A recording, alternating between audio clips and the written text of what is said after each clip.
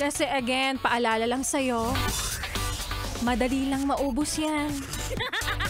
Wala ring matitira dyan maya-maya.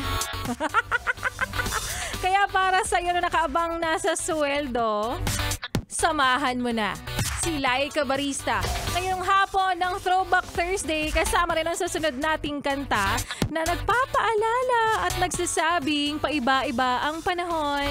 Kaya malamang marami ka ring nararamdamang sakit-sakit sa katawan ngayon. Kaya ang sabi nila, galaw-galaw para hindi pumanaw.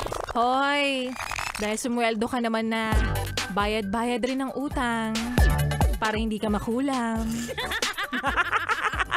Dito sa 101.1 Yes FM. 101.1 Yes FM.